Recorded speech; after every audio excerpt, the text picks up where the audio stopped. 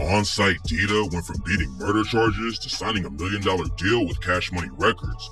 This is his wild come-up. On-site Dita's from a small town in Louisiana called Abbeville. Only about 12,000 people live there, but that don't mean the streets ain't active. There's not much to do in small towns but look for trouble, and that's exactly what Dita found. He hopped off the porch at 13 and started running the streets. It's not clear what kind of charges he got booked on back in the day because he was still a minor, but Dita says he's been in and out of juvie basically his whole life. Dita stuck around in school for a while though. He was always into sports and did a lot of boxing, and at 15 he won a local tournament and got a spot in a bigger competition. His mom wasn't rocking with the idea though. She wanted him to put the gloves down and quit boxing, so Dita moved out and went to stay with one of his homies. His homie didn't have a spot for him inside the house though, so Dita ended up living in the backyard shed. He didn't have anything out there and had to use a water fountain outside just to brush his teeth. His family tried to get him to come back home, but Dita stayed in his homie's shed and ended up diving way deeper into the streets. The first official charge we know about goes all the way back to 2012 when Dita pleaded guilty to resisting arrest and interference with an educational institution after something went down at Northside High School. A year later, he pleaded guilty to theft of goods under $500. And in 2014, he was booked again for resisting arrest after the cops tried to pull him over, but he did the dash. Dita was in the streets full time, and he never thought about making a career out of rap. Abbeville didn't have any kind of music scene when he was coming up, but Dita would rap for his homies sometimes, and eventually they made him go to the studio and actually record something.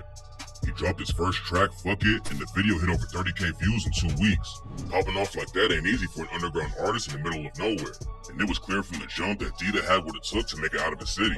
But before he could hop in the booth and really go hard, Dita got caught up in a wild case that almost got him 50 years. In December 2015, the cops brought down a huge indictment against the Gremlins gang. Dita says they're just a rap collective, but the cops claim they were out in the streets committing murder, intimidating witnesses, and moving heavy weight too.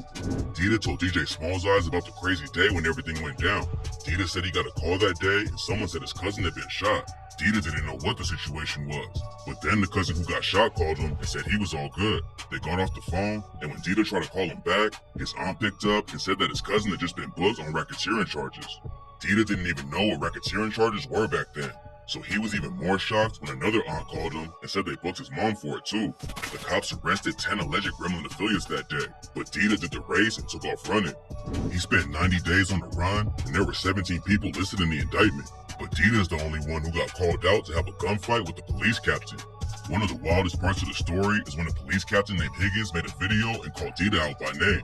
In the video, Higgins is holding a rifle, wearing a bulletproof vest, and standing in front of an army of cops. For some reason, he decided to insult Dita and said, "You think men like these are afraid of an uneducated, 125-pound punk like you that's never won a fair fight in your life and holds your gun sideways?" The video went viral and racked up millions of views, and civil rights activists ended up getting involved too. Higgins was asked to apologize for the crazy speech, but instead he decided to resign from the police and went into politics instead. Dita ended up turning himself in later, and that's when he found out that he was facing 50 years. What's wild is that he had only been out of juvie for 3 weeks when the indictment came down. But going to real jail was a whole different world, and there he saw dudes fighting, getting stabbed, and getting locked up for life. It was a crazy situation already, but it was about to get even worse for him. Before he was named in the Gremlin gang indictment, Dita was arrested in connection to the death of a dude named Christopher Trent. Trent was shot to death in April 2015, and Dita was booked on principal to second-degree murder. They let him out on the charge, but while he was in jail for the Gremlin indictment, they hit him with another charge for accessory after the fact in the Trent case. Dita knew a lot of dudes who had beat cases like that before though, so he did some research and found one of the best attorneys in the area. But even though he had a good legal team in his corner, he was still in jail for 2 years fighting the case. Eventually, the charge for Christopher Trent's death got dropped, and that's when Dita was finally able to bond out. He lost 2 years of his life behind bars already, but it wasn't long before another wild situation got him locked up again. In 2018, Chaston Guidry was shot in Abbeville and was found dead in a vehicle.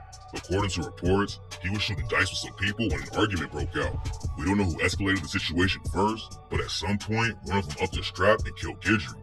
The cops didn't have any leads for a while, but in 2019, they booked Dita on a second-degree murder charge for killing him. That wasn't the only legal trouble he had though. Before they booked him on the murder charge, Dita already had warrants out for simple battery, battery of a correctional facility officer, criminal damage to property, and resisting arrest. He spent another year in jail on the attempted murder charge, but in August 2020, he was able to bond out. Getting out again was a huge win for Dida. He was able to get back on the grind, but just 1 month later, he almost got taken out before his rap career even started. In September 2020, Dida was at a recording studio when shots started coming through the walls. Nobody knew where the shooters were, so they couldn't even bust back. And when the shots finally stopped, one dude was dead and Dida had been hit twice. After it went down, Dida posted a video from the scene where he was talking to paramedics about the shooting. He told them his gun was legal, but they were saving their bullets in case someone tried to come into the studio. The paramedics asked him if anyone had followed him there, but Dida said nobody else should have known he was going to the booth that night. Dida got shot and was still facing a second-degree murder charge plus 3 other attempted murder charges. And for a while it looked like he might spend the rest of his life in prison if the streets didn't catch up to him first. He didn't let the situation hold him down though, and eventually he made it out. Dida proved that the cops couldn't stick him with anything serious when he pleaded guilty in the gun case and got his murder and attempted murder charges dropped. Beating another murder case was huge, but his biggest win still hadn't happened yet. Dida ended up going back to jail for a minute on a parole violation. But when he got out last year, he let everyone know that the street drama was in the past. He had been working on music while he was in and out of jail, and in 2022, he linked up with the most legendary label in Louisiana.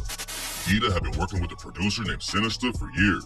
Sinister already had a deal with Cash Money Records, and he mentioned Dida's name to the CEO, Ronald Slim Williams.